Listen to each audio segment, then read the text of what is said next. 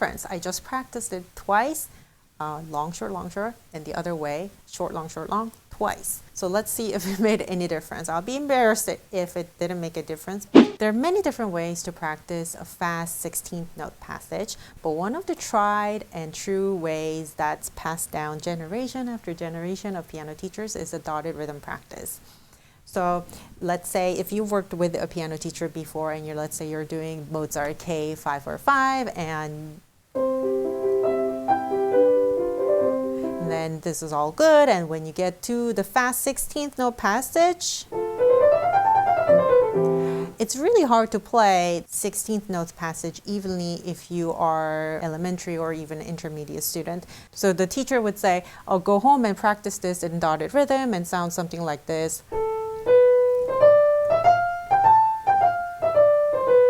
And then you flip it. You've all done this before. But the problem is that when students go home and do this, they do it mindlessly without knowing the true purpose of it. They think that they're doing it for the speed, but as you know, if you can wiggle your fingers, you're moving your fingers faster than you ever have to on the piano. I wanted to take a passage from Chopin Op.10 number 12, the Revolutionary Etude, and show you in real time how much impact this dotted rhythm practice can have if you do it right. I haven't played this. If I have played it, it's literally from ages and ages ago. I'm not going to be good at it in the beginning, but in the next 5 to 10 minutes, I promise you I'm going to sound much, much better. So if you're ready, let's dive in.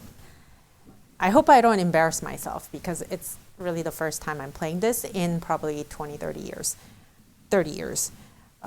Here we go.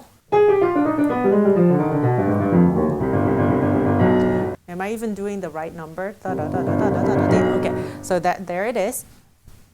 Like I said, when you are practicing this passage, you really have to be mindful of how you time it. So I'm going to do this in dotted rhythm.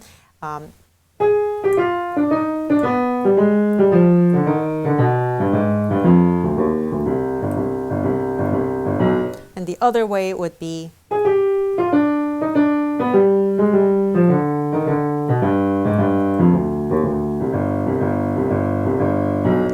notice I am playing every single note pretty loud. I don't want any weak fingers to show in my dotted rhythm practice. Every note is loud and making sure that my fingers are doing most of the work and not my forearms. If you feel any tension trying to do the dotted rhythm practice, you're not there yet. Just practice in regular until you can do 90% of the work with your fingertips. Okay, so now the next step is for you to double dot it. So I'm going to show you very, very slowly. 1, 2, 3, 4, 5, 6, 7, 8. 1, 2, 3, 4, 5, 6, 7, 8. 1, 2, 3, 4, 5, 6, 7, 8.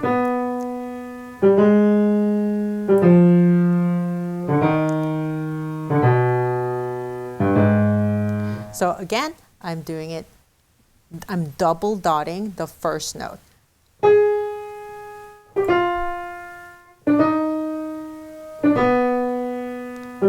And while you are doing this, the pulse stays the same.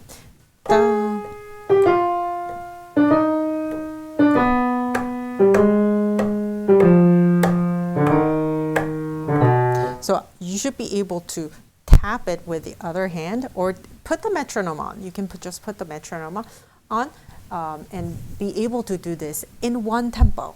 So, and then you would flip it.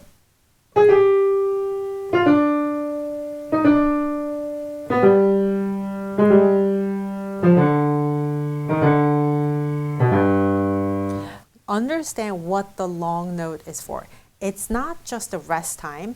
The long note is when your brain is actively preparing for the next note. So while I'm holding this A flat, I'm thinking about the next two notes that will go super quick.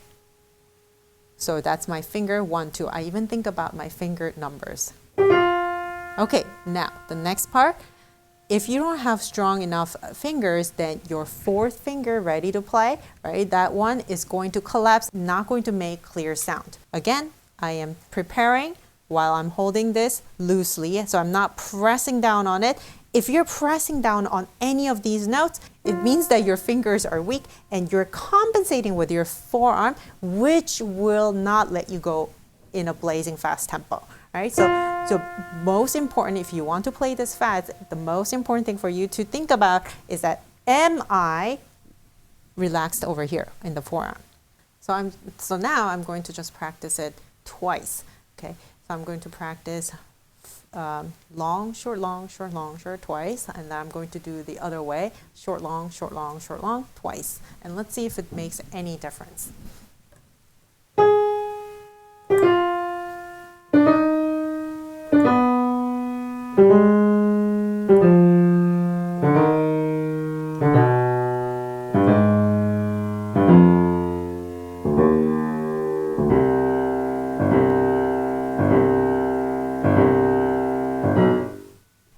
Again, your forearm is not holding on to tension, letting your fingers do the work. And if you're holding tension, that means you need to either loosen the dot, or, that sounds weird, loosen up the rhythm, or play it not as loud.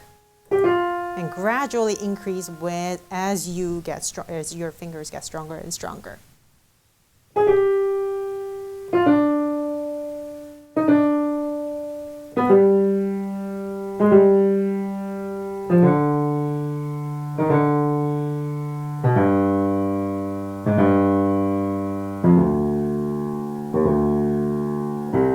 Okay, so now my hands are still kind of cold because I haven't warmed up before turning my camera on, but let's see if it made any difference. I just practiced it twice, long, short, and the other way, short, long, twice. Okay, so let's see if it made any difference. I'll be embarrassed if it didn't make a difference. It's not as good as I would like it to be, but you know, like just in 5 to 10 minutes of work, it made a huge impact. So this is what dotted rhythm practice is for. You are training for that intention to execution pathway of your motor neurons. Your brain hears the note, commands the fingers, and then the fingers fire. Okay, so hear it, command it, and then you play it in that order.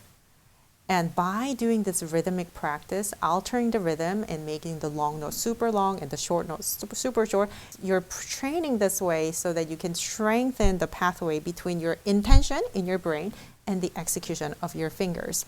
Not a millisecond before or not a millisecond after, but you're trying to shorten that gap between intention and execution so that they can happen simultaneously exactly when you intend. Just remember that you are practicing for control and evenness and not necessarily speed. So maybe I'll go practice the revolutionary etude now. Thank you for watching, and I'll see you in the next video. Bye.